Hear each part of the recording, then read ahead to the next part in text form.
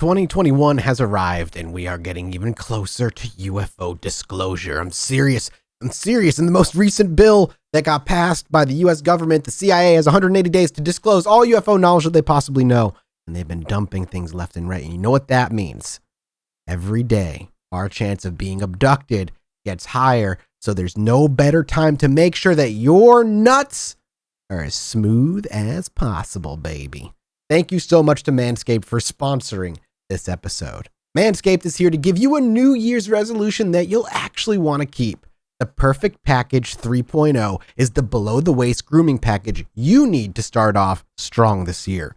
Inside the Perfect Package, you'll find their Lawnmower 3.0. It's waterproof and skin-safe trimmer that'll reduce nicks to your two best buddies down there. It's also time to freshen up down there because when the aliens arrive, you want to impress. And the Crop Preserver is an anti-chafing ball deodorant and moisturizer. You heard me right. You already put deodorant on your armpit, so why are you not putting any deodorant on the smelliest part of your bodies?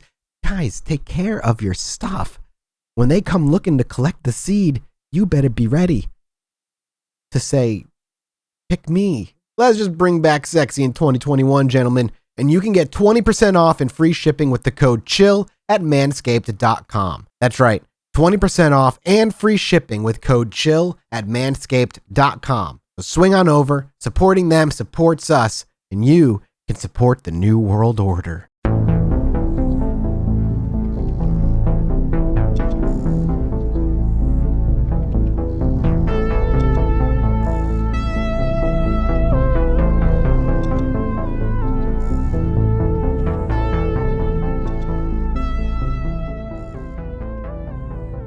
Hello, my little Chilluminats. Why is this how we start every time? They're paying to be here. It's like And they keep paying, which means they must like it. Actually, yeah, no, you're right. Yeah, you're totally right. You know what I mean? What up, Chilluminis? Hey, chowder lovers. Nope, I can't do it. I'm uncomfortable. I feel like it's a sip of warm, creamy soup. You know what I'm saying? I can't do this. ASMR equivalents of like flour and cream. Slurping up some chowder, dude? Not comfortable. And you can imagine whatever kind of chowder you want. I know you're from Boston, so you're probably imagining some kind of clam chowder. Yeah, that's exactly what I'm thinking of. There's also like corn chowder. Yeah, there's corn chowder's delicious. Yeah, lots of chowders out there. I'm hungry now. Maybe I'll get some Panera for lunch. Ooh, look at you. Little Panera. Look at you. Delivery, because I ain't going out in the public. This is uncomfortable. All right, well, let's make you more comfortable, Chowder Jesse. discussion is the worst discussion you can have. You guys want to talk a little bit more about creamy soups that make me poop myself? Bisques? You want to go into bisques? I don't like bisques. I'm not a fan of bisques. Creamy chowder talk is cool. The Curse of Lobster Bisque? That's our spin-off My podcast. bitch lover? After we hit the $10,000 goal, we'll spin off and we'll do another podcast. That's and it'll the be something. promise you're making? That is now, apparently. If we hit high enough on Patreon, we will purchase the license to the Soup Plantation brand and make the Soup Plantation podcast. And that's I'm a promise. not comfortable with that. I like it. I'm down. If we can get high enough on our Patreon, I've never been comfortable with Soup Plantation. It's never been something I'm comfortable with. You're missing out. Honestly, it's a lost thing now. Like, nobody will ever know the beauty of Soup Plantation ever again. And that's one of the many casualties of this time we're living in. And that's what's the saddest thing. Oh, I know we're on the Minisode, and this is important, but I just got a preview of our little art piece coming up. Okay. For our $20 tier. Do you want to see what you all look like as gnomes? Yeah, I do. Oh my God. Yes. All right, I'm going to send you a link here. I am very excited. Inbox. I put it in the Zoom. Yeah, that's chat. fine. I wasn't even. Oh my God. The theme of this is going to be like an educational poster you see in school where it lists the different kind of gnomes in a grid-like pattern. And wait. I think so. Wait, these are supposed to be us? Wait, is that? I think the bottom right is supposed to be Dodger. As long as I'm not Gringle Snort the like gross over there. Look at this guy. Gringle Snort the gross. I love it. Look at this. You got the main gnome who's like the main gnome, dude. I think he's just a red cap. Fizz Buzz the main gnome with his red cap. Then you got Skizzle who is his like friend, but he's also kind of sleazy. Then you have Skizzle Butt the gross. Look you at guys this are guy. probably the nice normal ones. Let's be honest. I'm probably the trash man, and Dodger's the like little tiny one. You're the trash man. Look at this guy. It's terrifying. His art is great. I fucking love it. It's so you don't even know how good the art is What? Like, I'm speaking to you in the future who's listening to this on the YouTube channel. Go, please check it out. This is too good to miss. All the art, like we've just stuck with the same artist ever since, and she's just fucking killed it, dude. It's so good. Anyway, I would prefer it if Dodger was the trash monster. That'd be great if Dodger was a trash monster. It When I have has the so final version, you'll have it soon. It has so much of a more of a resemblance to my face, though, with my hooked nose and the twig sticking out of my beard. Do you guys want to hear my? Do you guys want to hear my story? Yeah, we all got stories. You know, let me start mine because mine's not a lot of discussion involved in mine. Yeah, it's just interesting and neat. Sure. This is an article released October 18th over at Salon.com. And it's why physics nobelist Roger Penrose believes there are black holes left over from previous universes.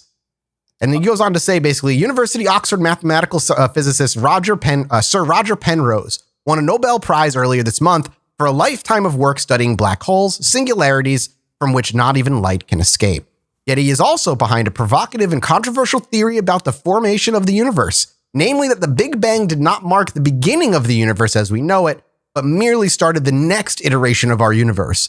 In his theory known as a conformal cyclic cosmology, our current conception of the universe is merely one of a series of infinite universes that came before and which will continue to come after as well. Kind of What he's saying is that there's a lot of black holes in our work? universe that don't make necessarily sense, but if they came from a different universe that survived the kind of contraction Big Bang, they would make sense. So he's just throwing out a possible explanation for something that currently doesn't have a consensus on the explanation of why they're there. Well, so it's like the idea for Roger's conformal cyclic cosmology is based on three facts.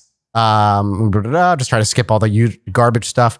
It is explained that specifically, Nurowski says, in order for Penrose's theory to make sense, one would have to observe a universe that has a positive cosmological constant, meaning the mysterious, constant repulsive force that pushes everything in the universe, which is not gravitationally bound away from everything else, as well as a universe that would look similar at its end as it did in its beginning. Observations of our universe suggest that it will end in a disordered, empty state, with all matter converted to stray photons that never interact with each other. Punk rock. It concludes, we believe that every possible universe will have all these three features, that we have an infinite sequence of universe and eons before us. I will postulate, I'm no physicist, but I'd postulate that the idea could be extrapolated to be like, okay, our Big Bang, at least from what I know, because I'm a big like astrophysics reader guy, at least from what I know, we straight up just an explosion happened and everything in the galaxy is moving fastly away from each other. And eventually we'll all move so far away from each other and or die/burn out that it'll just be like black space. Yeah. Like, there'll be nothing there. The entropic death of the universe, basically. But could the assumption then be that every black hole, when the matter shoots into it, where does it go? Could you then say that every black hole is the pinpoint for the additional creation of a new universe? Right. Everything gets sucked into one and then it goes pinpoint, bing, and explosion. It's too full of matter before it. Yeah, I mean, that's a cool idea. Who knows? I mean, it's interesting, but I don't know how the idea that we contract again back into one pinpoint and then re-explode. Yeah, repop. I don't know how it works because literally, I was reading a very cool article about how there are things so far away from us that at the speed we travel, even if we can hit light speed, they're so far away from us, and the way everything's spreading, the speed it's spreading, we'll never, ever, ever, ever be able to visit it. Like it's even if we tried our hardest, it's simply too far away and moving too fast that we even at like warp 10 couldn't get there. That's nuts. Simply because it is just on the furthest reaches from where we are. Unfathomably huge. Yeah, that's how big the universe is. So big. There's some parts of it we'll never know. Never. Man, it will I never blame happen. CERN so much. I blame CERN. You never know. Well, a weasel did chew through a wire in 2016 and caused the Hadron Collider to come down. And some people believe we've entered an alternate universe ever since that point, and that's why we are where we are right now. Yeah. Why can't it be something cool like Tales from the Loop, where there are robots and only kids can see the fact that there's like dinosaurs existing? Oh, Tales from the Loop is such a fun game. I love that fucking game. There's a show. No, but a weasel did. He died. He chewed through, and he ended up dying because he obviously electrocuted himself and it shut down the Hadron Collider for a couple days. Spy, obvious spy. That's my Obvious article. spy. Fun science Was he Geff the postulation Weasel? about existential existence. That's what I got. What do you got, Alex? Okay. Is it about the Mandalorian? No. So this is about Demi Lovato, who is Sorry Okay. Not Sorry, Camp Rock. She's like a Disney pop star. You probably know who she is. She's Yep. a very, very famous person. And this story just broke today. She just split up with Max Erich. I don't know how to pronounce his last name, but they were like quarantine married or engaged. And so to clear her head, this is like all based on an Instagram post. She went to Joshua Tree for a couple days and she met with somebody named Dr. Stephen Greer. That name sounds familiar. Yeah, I thought you might know who that is because he is according to her, one of the world's foremost authorities on the subject of UFOs, ET intelligence, and initiating peaceful contact with ET civilizations. So let me just read her Instagram post really quick, and then we'll go. You'll probably have some questions afterwards. The past few days I've spent in Joshua Tree with a small group of loved ones and Dr. Stephen Greer and his CE5 team. Over the past couple months, I have dug deep into the science of consciousness and experienced not only peace and serenity like I've never known, but I have also witnessed the most incredibly profound sightings, both in the sky as well as feet away from me. This planet is on a very negative path towards destruction, but we can change that together. If we were to get 1% of the population to meditate and make contact, we would force our governments to acknowledge the truth about extraterrestrial life among us and change our destructive habits, destroying the planet. This is just some of the evidence from under the stars in the desert sky that can no longer be ignored and must be shared immediately to make contact yourself. You can download the CE5 app and it will teach you the protocols to connect to life forms beyond our planet. P.S. I'm downloading it right now. It costs $10. P.S. I don't care. Thank you, Patreon. P.S. If it doesn't happen on the first try, keep trying. It took me several sessions to tap into a deep enough level of meditation to make contact. Happy communicating. She also shares some video evidence and audio evidence on her page. Does she mention what drug she was on? I unfortunately no, but I don't know if this is a sponsored post or what. But this is like she promotes the CE5 Contact app. There's some lights and stuff in the sky on her Instagram post that you can see. There's like 4 images that she's posted here. Let me read you this is a 1-star review from a week and a half ago.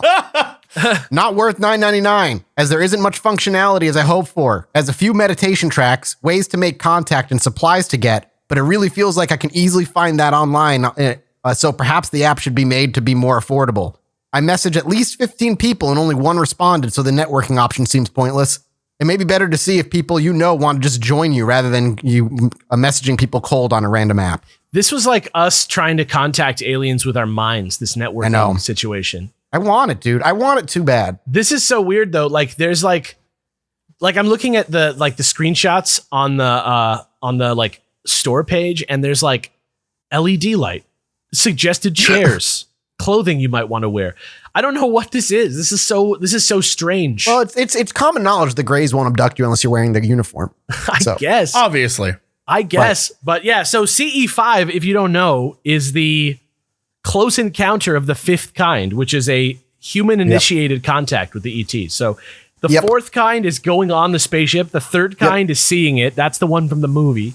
Mm-hmm. CE2 is physical evidence. CE1 is just seeing a spaceship. CE2 is like burnt grass outside your window. Yeah, CE1 is like a UFO sighting. There's a light. Yeah. CE3 is like there's an alien. CE4 is like I got probed, and CE5 is like I called and they picked up. I'll take a CE1. I'll take any of them, honestly. I just want one. Before I die, I just want one experience. I would love to hear from anybody who's tried this. I don't need to be abducted. I don't need to see the silhouette of a gray through a window. Just give me a light in the sky that moves in such a way I can't explain it, and let me wonder forever. That's all I want. Yeah, I feel it. I've got something I want to talk to you guys about. Okay. All right. What do you got? That is real. It's a real thing. First of all, CE5 is a real thing. You can download it for $9.99. Sure.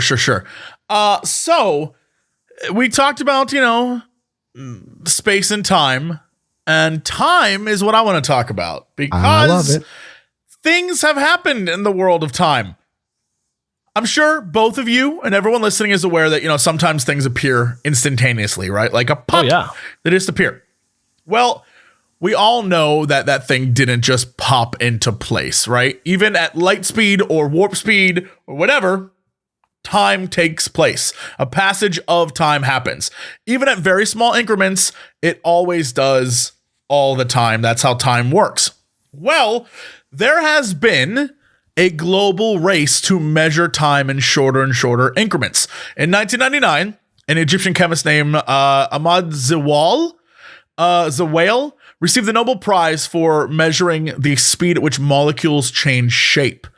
This is what founded something known as femtochemistry, and he did so by flashing ultra-short lasers, and he discovered the femtosecond, which is 0.000000001 seconds, or 10 to the negative 15 seconds.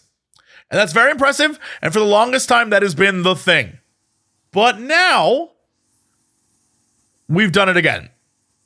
Physicists at the Goethe University in Frankfurt, with their colleagues at DESE in Hamburg and the Fritz Haber Institute, have measured what they call a zeptosecond. A zeptosecond, which is 0.00000000000, whatever it is. It's 10 to the negative 21 seconds.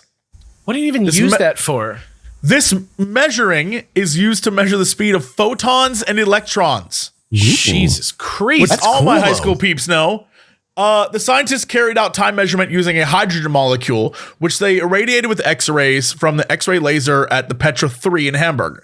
And the researchers set the energy of the X-rays so that one photon was sufficiently enough to eject both electrons of the hydrogen molecule. So the electrons, what they discovered, behave like particles and waves simultaneously. So like the ejection kind of created these waves, and then the photon behaved like a pebble skipping across the water. So when the two waves in the trough meet and sort of crested, they have this sort of time between the crests of the waves. And so that is wild. That's so weird and cool. This is what Sven Grundmann said. Since we know the spatial orientation of the hydrogen molecule, we use the interference of the two electron waves to precisely calculate when the photon reached the first and when it reached the second hydrogen atom. And then he basically said this is the basis for our speed. So they now know that there is a speed level that is 10 to the negative 21 seconds. That's just, I don't know. This is weird. It's cool just to even think about them measuring ripple effects of photons. I don't know. It's nuts. Science is wild. It's like some Fantastic Four shit. You know what I mean? Yeah, it makes that whole Ant-Man going through molecule thing seem like somewhat that could be a in thing. the realm. Yeah, quantum physics. Same maybe. thing with Interstellar, the bookshelf situation. It's not actually that crazy, right? Yeah. I never saw Interstellar though. Oh, dude, watch it. It's crazy. It's a wild movie. The time mechanics of that film will blow your mind. It's like a beautifully awe-inspiring film. Yeah. I one day amongst the list of movies I must see. I can't believe. Just come to LA and let's have a movie week. I'm getting this beautiful projector. Come on down. It's safe to go to LA. Is it safe in LA yet? No, don't come here. Okay. Stay away. Yeah. But no. Soon. Thanks so much, everybody. And thanks so much for the articles, boys. We'll be back next week with your next little mini-sode as well as the next major-sode. We love you. Peace and we'll out. see you next time. Bye-bye. Bye. Perfect syncing. Perfect syncage. Hello, my little chill minis. Ooh. Hello, my little chill minis. That was too close to the microphone. Hello, my little chill buddy. Too close. I think I think you just have to embrace. I will never that we embrace. get I close will to never our embrace listeners. it. When the police come to arrest the two of you, I will have plausible deniability. What are they arresting me for? Perversion. Public Can't arrest perversion. a co-host and a host for the same crime. Public. Yeah, it's a triple jeopardy. Yeah, can't do it. Not allowed. That's not how double jeopardy works at all. What? Something like that. I've seen the movie. Yeah, Ashley Judd. so. Come on. I think laws are pretty much just made up at this The point. program. No, don't think We so. can just do what we want. Officers, if you're listening to this, I deny. Are you speaking to our arresting officers right now? Yes, Right? officers. They're like, these well, perverts let's have listen nothing to to their do with me. podcast from a couple months ago before we go get them, just in case. Specifically, Minisode compilation number. Jesse said that he's a good dude. I'm going to trust him. Thank you. I Thank you, subscribe to their officer. Patreon to hear this. Good. Yeah, I was gonna say one of them has subscribed to our Patreon. Clearly, Yeah. Happy Halloween, everybody! We got some Halloween spooks for you all around here. I'm bringing another story, but I don't know what these two boys are bringing. So, who wants to start? Should I start just to get it out of the way? What's the vibe? This is a UFO sighting over Chesapeake Bay vibe for me. What do you got? I have the scariest movies of all time. Okay. I've got something that you can do at home to get in on the Halloween spirit. All right, let's get mine out of the way because mine's distinctively not Halloween spookies like yours is. Okay. So, Let's hear this is it. another story that comes from our subreddit called UFO Sightings Over Chesapeake Bay from Warsinger. He says, with Halloween coming up, figured it would be a good time to share my UFO sighting from when I was a kid, probably around 12 years old. This is not a big story, so don't worry. This is a good one. For the majority of my life, I lived in Calvert County, Maryland. Specifically, I lived in a small beach town on the coast of Chesapeake Bay. For UFO people out there who are big fans, East Coast and West Coast are some of the hottest UFO zones in the area. We typically have around 80 to 100, I think, off the East Coast every year, UFO sightings by Navy and people out there. Is there like a hip hop style rivalry between the two coasts? Yeah, Who's got that's where the Greys and the Reptilians are just the like doper going at UFOs. it. Absolutely. So, my one friend Bobby lived in a house that sat on a hill with a clear view of the bay. My group of friends loved to play hide and seek in the dark around Bobby's house. One night, me and a group of about 5 to 6 kids were playing. It was my turn to hide, and I found a small group of bushes I could hide in. My other friend, Rob, we'll call him, had the same idea as me and jumped into the bushes as well. We both did our best to be quiet and not move around. A few minutes later, as we both sat in the bushes hearing the kid who was looking around, I remember looking over the bay and seeing a bright light flying about the water. Seeing as how the bay is a highly traveled body of Did you water. say flying up out of the water? I said, I was looking around the bay, a bright light flying about the water. Okay. About it. Seeing as how the bay is highly traveled body of water, it was it was not unusual to see helicopter lights flying around at all hours of the night, so I didn't think much of it. It wasn't until it stopped is when it struck me as odd. I nudged my friend Rob so he could see it too. As he turned to look at it, we both saw around 7 smaller lights come out of it in a diagonal line toward the water. When the last line came, they shot off in random directions, but were never out of view. After roughly 30 seconds, they lined back up and went back into the larger light. When the last light went into the large light flew off down the bay. We were both stunned and quickly left our hiding spots to tell everyone else what we saw. I'm having a hiccup attack. I apologize. We were both stunned and quickly left our hiding spots to tell everyone else what we saw. No one else saw the lights, too caught up in the game. The whole event couldn't have taken longer than 5 minutes from entering the bushes to leaving it. I'm 33 now, and I've always loved telling the story since no one has been able to give me an answer of what it could have been.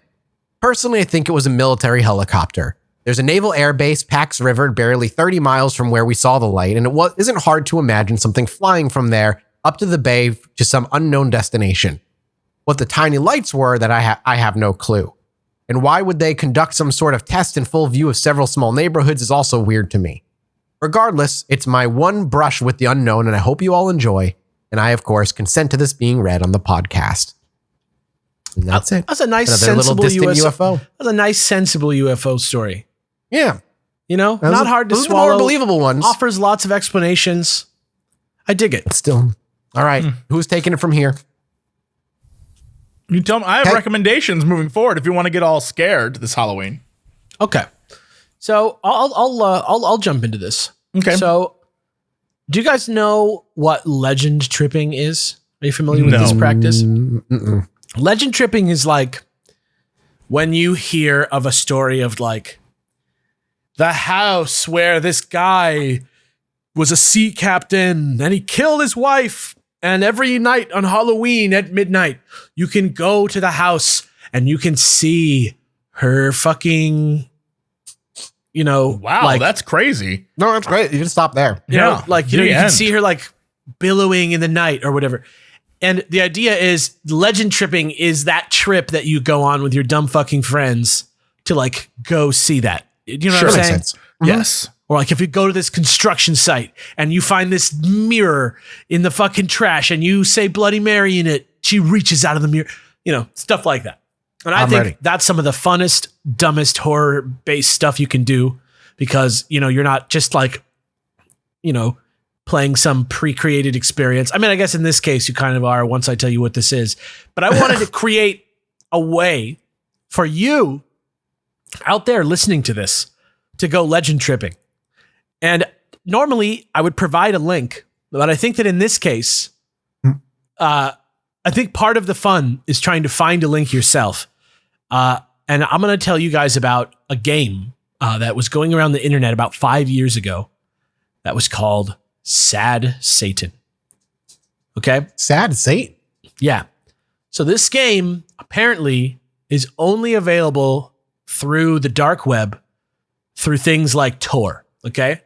And apparently most people found out about this game from a YouTube channel called Obscure Horror Corner, who said he got it on an Onion site and that he thought it was crazy. Some friend sent him a link to it and he made a video of it. He did a malware check and he went for it.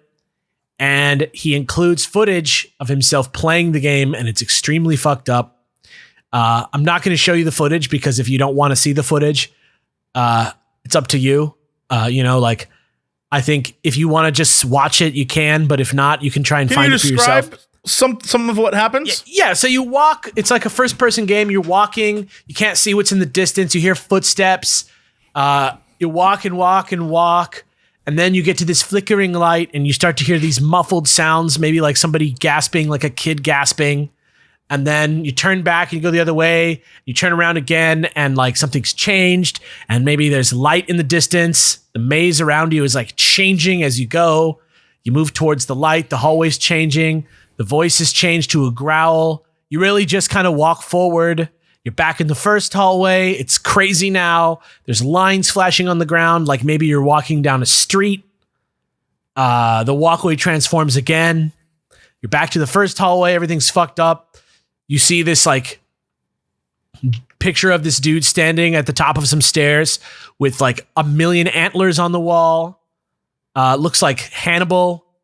And it seems wild. It's just kind of like a dissociative thing. And then you see pictures of like Jimmy Savile and Margaret Thatcher advocating for prevention against cruelty to children, even though Jimmy Savile turns out to be like a child abuser. And the game's like 10 minutes long and it's kind of fucked up and it's just super weird, but it went viral. And the reason I know about it is because I'm reading off of an article from Kotaku by Patricia Hernandez, who's often associated with, I think she also did the Kanye Quest article that I did on this very show. Yes, I do remember. But it looks fucking crazy. And he says, the guy says he doesn't know, the YouTuber says he doesn't know who made the game, but he's trying to find out more. She reached out to the person that sent him the game, and that guy says he wishes to remain anonymous. He says he found it on a forum on the deep web, and that he didn't say whether it was his or not, but that the user who posted it has the initials ZK, according to their sign off on the deep web.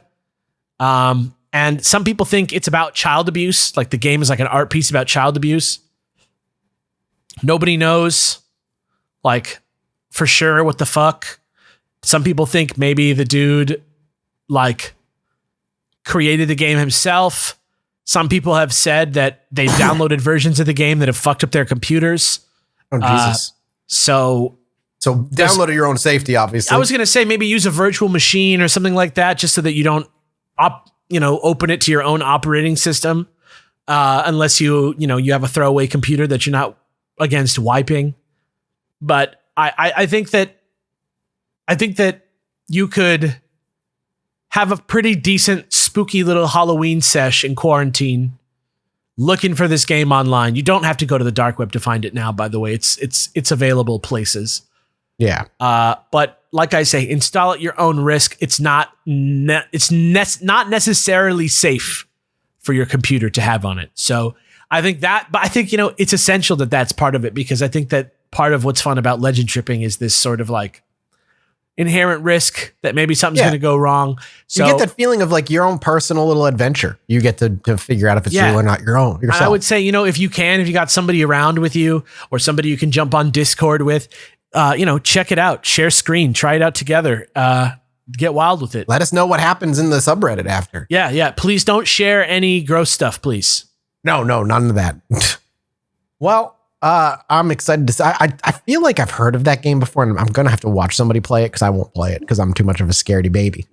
So, but I love games like that, like those like haunted games. Isn't there like a Pokemon version that's like supposedly like a haunted Pokemon out there? Yeah, there's Ghost Black or something like that. Yeah, something like that. There's a great YouTube video of that. Somebody made, I think I've talked about this before on this show. I don't even remember. Somebody made a like actual DS cartridge of that urban legend, and you can watch. Oh, that's cool. You can watch a YouTube video of that being played, and it's really, it's kind of spooky. I'm really interested. Yeah. Yeah, that's awesome. All right, Jesse, spook us. What do we got? So a company that I'm not going to name because it literally was done for promotion for that company, so I don't even care, did a test this year to figure out what the scariest movie ever is, and they have a scientific way of doing so. For years and years, spanning Halloween season after Halloween season, the question has persisted: what is the scariest movie ever? There are movies that are tense, there are movies that are suspenseful. Everyone scares in a different way, but how can we figure out what movies are the scariest? Well, this company, who is known for comparison tools and things like that, decided to host a thing called Science of Scare Project, during which they tracked the heart rates of 50 people, a variety of ages, and they had them watch 100 hours of scary movies. Oh, right? After like all the real life tracking, Mystery Science Theater. Yeah, after tracking, they narrowed down scientifically what they believe to be the 35 scariest movie evers. Obviously, they only did it with a small number of people, so it's like a limited study. But based on the results, they're willing to determine that these are the scariest movies from these people who are of all different ages and races and socioeconomic status. The big thing here is they're all Americans, I believe, so it's not one of those things like, there's going to be different. There is one part of the study that I thought was interesting, and I'll get to it. But anyway, each member of the study was fitted with a heart rate monitor to see what their average heart rate would be, and then everything was judged based on that. The guy who created the study said, with more people than ever facing Halloween at home, our Science of Scare study was designed to help people find the most scientifically scary films ever made, to save them time watching all the thousands and thousands of movies that already exist. We now have the scariest ones. The results are in. Dying to know what number one is. According to the heart rate of all the participants, the 2012 Ethan Hawke thriller Sinister is the scariest movie of all time. What the fuck? Sinister? I've never even seen Sinister. Had people's average heart rate increased by 32%. Their BPM increased by 32% while watching the movie Sinister. However, the biggest jump scare moment happened during Insidious, in which people's heart rate shot up to 133. From what the scariest stuff in Sinister on average was 86. The biggest jump scare was Insidious with 133 beats per minute. And Insidious came in second overall. Wow, I'm so surprised that it was Sinister with Ethan Hawke. I don't even remember that movie. The 8 movies that followed Sinister and Insidious, rounding up the top 10, were The Conjuring. Whoa. Maybe because they're all so jump scare heavy. Hereditary, Paranormal Activity, It Follows, The Conjuring 2, The Babadook, The Descent, and The Visit. Big takeaways. I never saw The Visit. Descent was really bad. Descent has the scariest monster reveal that I have ever seen in my fucking life.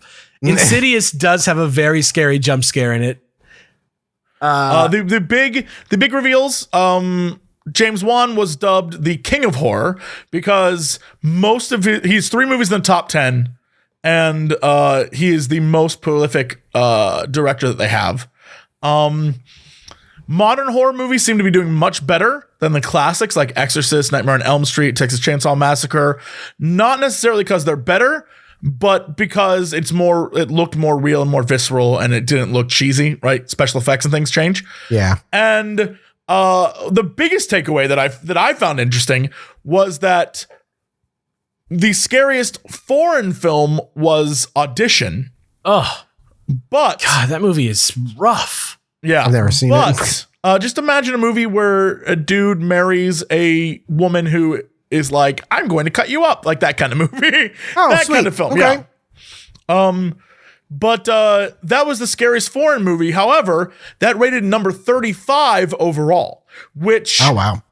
I think the study concluded that perhaps the fact that people had to do a lot of reading instead of directly just being immersed in the film negated some of the terror that was happening. Yeah. Like they would miss moments or things because they were busy reading the subtitles rather than focusing on the movie itself. And so it lowered their heart rate. Dude, James That's a Wan bummer. is like touching all this shit.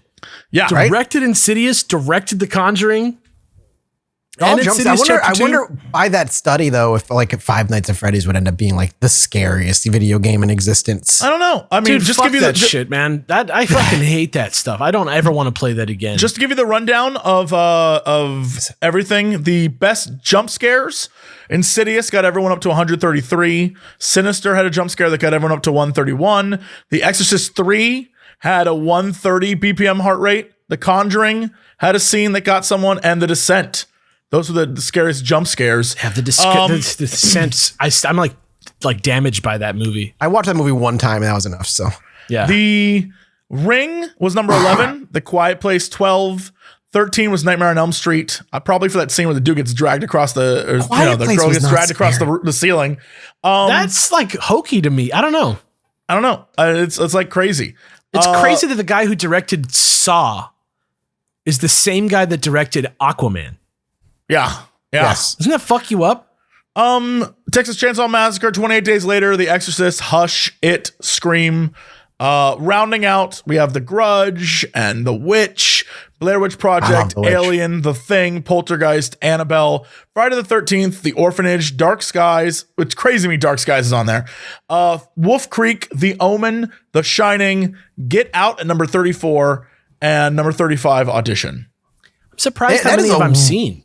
That's a wild mix of movies. Well, there are also a lot of modern movies. A lot of modern movies in there. There's some good ones on there. If you haven't seen The Witch, Hereditary, or any of those movies yet, Midsummer's Hereditary is a great. movie that will mess you up, though. Like you gotta be in a space to watch that movie. Yep. You gotta Same be thing like with prepared. Don't Midsummer do. fucked me up actually, big time. Sinister is the movie where he finds the like videos, right? I don't He like know. finds the like home movies of murders. I don't know. I don't know. I've never seen I it. would love somebody to watch this movie and tell me Oh what they think of it. yes. Sinister's the one where, if I recall from the video from the trailer, I've never actually seen this movie. Where in the trailer he's like, he like sees the video, and then like this is the movie, dude. This is the movie that I think it might have been Sinister 2. This is the movie where Davis, I'll never forget this. We were in a movie theater going to go see another movie, and this trailer was playing, and Davis looked up just as like a jump scare in the trailer happened, and the theater was completely silent, and he goes, ah! Like that, and everyone lost their shit. Yes. That's good. I'm jealous. I did not get to witness that. That sounds hilarious. Yes, this is the thing where the monster was like in the videotapes and shit. Yes. And he would be like, Interesting. this was kind of like Slender Man, where it was like all these photos show him in the background, like that kind of thing. Yes. Oh, okay. Neat. It has a 63% on Rotten Tomatoes. Scariest movie though. of all time. Yeah. Well, I go gotta get some watch it. spooks, play a spooky game, followed by one of those spooky movies, and then go sit outside, smoke some weed, and hope for a UFO in the skies. That's the best kind of Halloween I think I could hope for. Stay We'll be inside. back. Do scary things at home. Stay safe. Yes, exactly. And we'll be back next week with the conclusion of Robert Irwin and a brand new minisode for all you lovely patrons. Thank you so much. We love you. Goodbye. Peace. Bye. Hello, my little chill minis. My little Chilluminats. Love it. I'm My gonna little give children. up. I'm gonna give up trying to even stop this from happening. Thank you. Hey. It took 2.5 years. I A.S. just- Mathis No, wait. R. Hey, ask Mathazar. Hang on. Holy shit. We're only 3 months out from our 3-year. That's impossible. No, we're not. February is our 3-year. No, we started it in May of 2020. That's how it feels, man. Yeah. No, our first show ever was the Halloween live show in Boston. Yeah, exactly. 1 year ago today. I have to be honest. I have to come forward and be honest with you boys. I don't have an article. I don't have one today. That's okay. I ended up just finishing up the script, and that's all I got. So if you could carry me through this minisode while I enjoy the wonders of our world, I will carry you right through. Do you want me to tell you about something? Could you please, Alex, tell me about something? So we talked about this briefly, I think. And one time I did this for the previous season of this, but in the last week or two, Unsolved Mysteries on Netflix, the like sort of updated version of that show is on Netflix. It's really good. If you haven't seen it, it's really like, it's a different show for sure than the old one, but I believe it's the same in spirit. It still has that vibe of like, take this story and look into it and see if you can help kind of deal. Okay. Yeah. And this season they did some very different kind of things. There was one that was like ghosts of like the Japanese tsunami, some pretty wild ghost story. Like looking at ghost stories through the lens of Japanese culture is really interesting. Just because they have a different sort of like relationship with death and stuff like that. Yeah, isn't it like in Japan they truly don't? Isn't they believe they don't? A ghost's motives are truly unknowable. Where in America we always feel like they have unfinished business that they have to fix. What do you call the door? The rice door? A shogi? A shoji? Oh, I don't know. Something like that. You guys know. You'll correct me. That's this priest, this like Japanese like guy. He described it as like just death is like opening the rice door and going on the other side of it and closing it, and you can still see the person. The person is still there, but there's just this.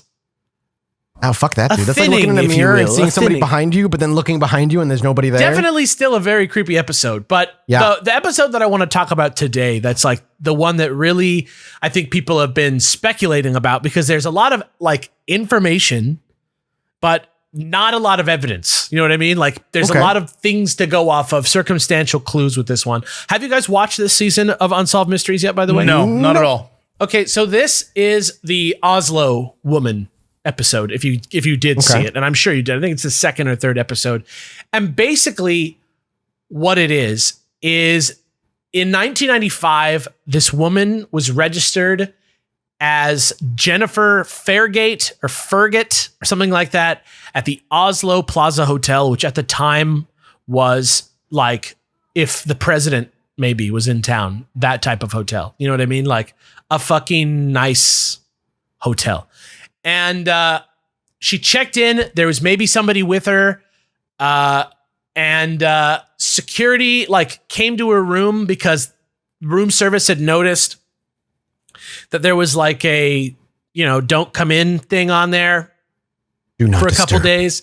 So this guy goes to knock on the door, and just as he goes to knock on it, he hears a gunshot, and he gets so scared that he like leaves for like 10 minutes to like go get someone. That's what I would do. Right. But it does leave a window of time between the gunshot and anybody getting to the hotel room for probable cause. Because what they found inside was the woman, she was dressed in like a sort of like all black outfit, like black leather jacket with like black shirt, but she didn't have any bottom half clothes on. And she basically like had the gun and was holding it in a kind of awkward way, as if she had like pressed it against her own head in a weird way and pulled the trigger. She didn't have any labels on her clothes, just like our buddy, the Somerton man, which is apparently like normal modus operandi for a spy. Gotcha. She had like 25 bullets in her briefcase, free floating in her briefcase. There was a gun with no serial number that was like the good kind of getting rid of the serial number, because they have like sort of like a guard of like, you really have to know what you're doing to actually make it hard to tell what a gun, like to like remove the identifying markers from a gun.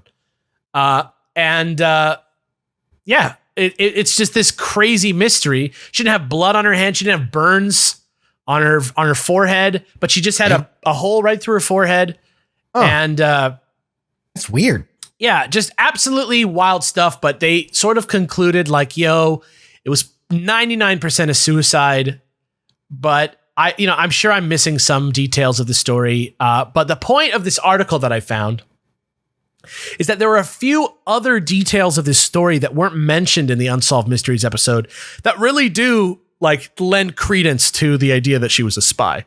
Ooh. And, already there's a lot of detail and information that would make you think that. There's like a guy in the episode who's like, I am like the Interpol like guy who knows about spies. I don't work there anymore, but like, let me just tell you, like, a lot of this stuff, XYZ, adds up to it being a spy, right?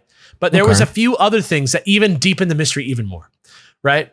So the one thing that really was the first thing that really was insane was that the gun that I talked about, they looked at the gun and saw that it had no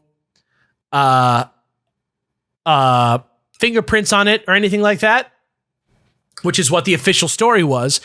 But going back years later and reopening the investigation, they saw that the gun actually, it wasn't just that the gun didn't have prints on it. It's that the gun had been wiped clean. Okay, so prints. purposefully. Yeah. And another thing that was like a big sort of like revelation in the episode was that it was sort of assumed that because she was, do not disturb for however many days, that she didn't leave the hotel room very much. But the door can like record her comings and goings, sort of. It records like exits of the room. Gotcha. Or opens of the room. One of the two. It only records one of the two. So the amount of time that she spends out of the room is like sort of hard to tell. But there was a time on the third day that she was there that she was gone for like 20 hours from the room or something like that. Oh, damn. Right? So people were like, well, we thought that she was just like suicidal and like being in this room. But no, she actually did go do something. And another detail that was important in this story that wasn't really gone into in the episode was that they found food in her stomach that she had eaten. She died before she could digest it, right? So it sort of like freezes that moment in time a little bit, right, of when she died. And the food that was in her stomach was the room service food that she had ordered one entire day earlier, right? Huh. So if it's true that she killed herself, right before she killed herself, she ate half a plate of room service that was a day old, like right before she killed herself, which is like super weird. I don't know why. Seems more like somebody killed her, but was professionally done, and like like I said, wipe the gun down, and very spy-like. Right, and like some people seem to remember her with a person, and some people definitely felt like maybe there was someone in the room. And to even further compound that story, they found a piece of newspaper in the room that had, her room was, I think, 2805, right? Okay. And they found on a newspaper 2816. What? And, like 10 rooms away. Yeah, it's another room in the hotel. And they traced that room to a guy from Belgium who is like super uncooperative with the investigation. And he said that he only heard of the murder when he was, checking out. And everybody thinks either that dude had something to do with it, or she was keeping two rooms, or spy versus spy, dude. Yeah, because it was this weird thing where like she was somehow checked in and nobody knows how. Also, yeah, that's weird. Maybe somebody at the, because she didn't put a credit card on file or anything like that. I wonder if somebody rented the room, left, gave her the key. Had somebody well, she was working checked with. in. That's the thing. Like the transaction happened of her coming in and checking in, but unlike what you normally do at that hotel, she didn't provide like collateral, which you just do when you check into a hotel. I've checked into a million hotels. You always have to do it. Yep. But yeah, and on top of that, when they found her, there was like a really bad smell in the room, which also kind of lends credence to the idea that maybe she died a little earlier than it seemed like. Yeah. And that maybe that bullet being fired that the dude heard when he came to the door was not a coincidence. And maybe that guy who was in there with her, shot a gun to scare the guy off and then left. You know what I mean? And she was like, maybe the food was poisoned. and she died of poisoning. But to throw them off the track, the guy who'd make sure she was dead from the poison went in and put a bullet in her head too to throw everybody off. Wiped off the gun, left. I mean, there's a test of food. Yeah, there's just a very, very, very convincing sort of there's a narrative there. For spies. And the fact that the specific detail of her having her labels all cut out of her clothes and out of her wallet, just for me, really harkens back to Mom Shud. Yeah, exactly. Harkens back to Tamam Shud, which is something that I covered way long time ago on this show. And I feel like it almost shines more credence on the theory of that guy being a spook as well. So yeah, for sure. No, the fact that she had her that there's that matching kind of labels removed. It's like, oh yeah. Tamam Shud is such an interesting case, but we'll never really know the truth. Yeah. So if you're interested in the stuff that we do on this show and you don't mind a very healthy dose of murder and discussion of murder in your stories, I would highly recommend Unsolved Mysteries on Netflix. It's really, really compelling stuff, especially this one, which there's still a lot more to this story that I haven't just gotten into because I only have a few minutes here. But really, it's really worth checking out. Are you telling me you can take 10 minutes to shield Patreon, okay, but you can't take 15? There's so much to say about Patreon. Well, Jesse, what did you bring our dear patrons for a sweet-ass article? I don't have a story like that, that's for sure. What I do have, though, is something kind of fun. I'm not sure if any of you are aware of this, but last night, the auction on a haunted house ended. Oh, I did not know. In the Finger Lakes of New York, in Auburn. There's a place called the Auburn Castle, which some believe to be haunted. The auction ended last night, and the place sold for $335,000. It is an actual red giant castle, or at least a mansion made to look like a castle that dates back to 1871 and was built for Samuel Laurie, a Scottish immigrant who ran a local wool mill and made a fortune in manufacturing. His wife, Jeannie McAllister, died in the home in 1890, and he ended up losing everything during the economic depression that happened 3 years later, according to the real estate agent trying to sell everyone this house. Anyway, people have said for years that they've seen supernatural activity there, and the inside of the house is definitely haunted. Paranormal investigators have gone and filmed there. Apparently there was a whole show that was shot just for this one place that I guess they tried to make a pilot out of. And I think the video exists on Facebook if you want to look it up, if people still use Facebook anymore. And this place, if you look up photos of it, the current owners, what they did is they redid the roof and they redid the wiring. But everything else, it looks like a gutted house. It looks super creepy. It has what's the name of this house again? The Auburn Castle.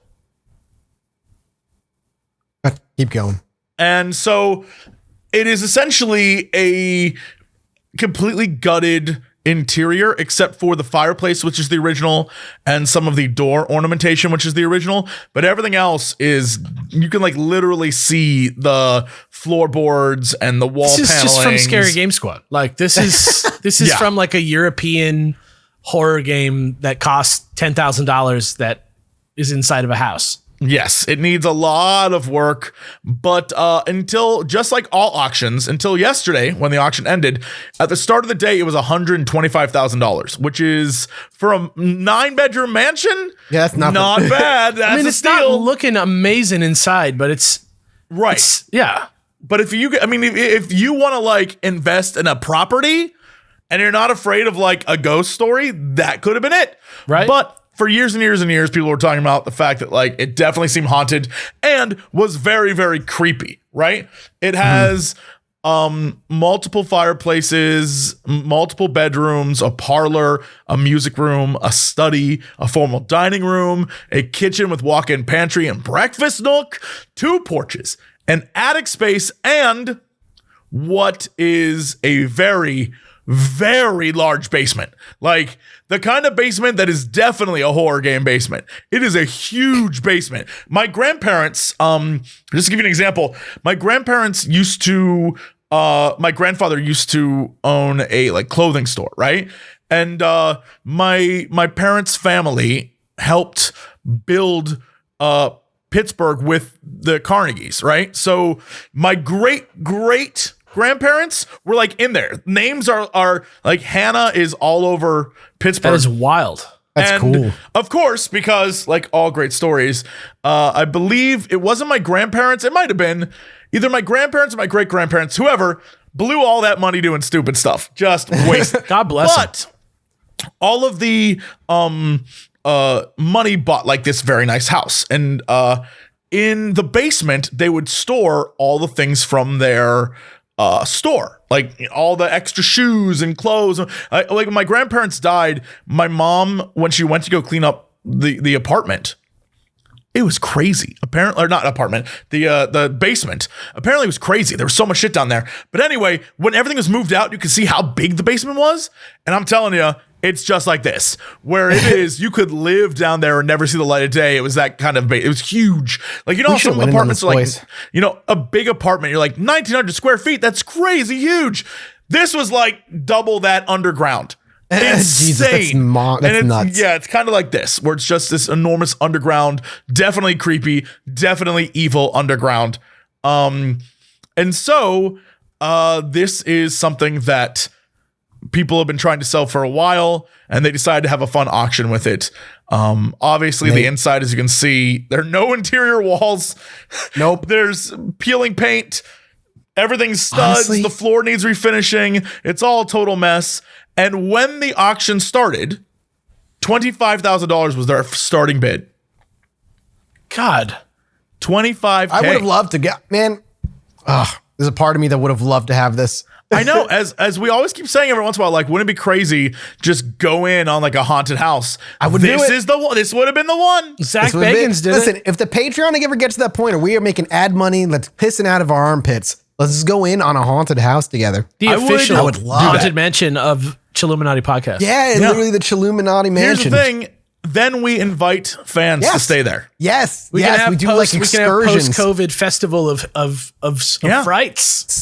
Spooky excursions, Halloween. We could always do like a Halloween special live at the haunted All I'm house. saying is we straight up gut the living room and make it a stage.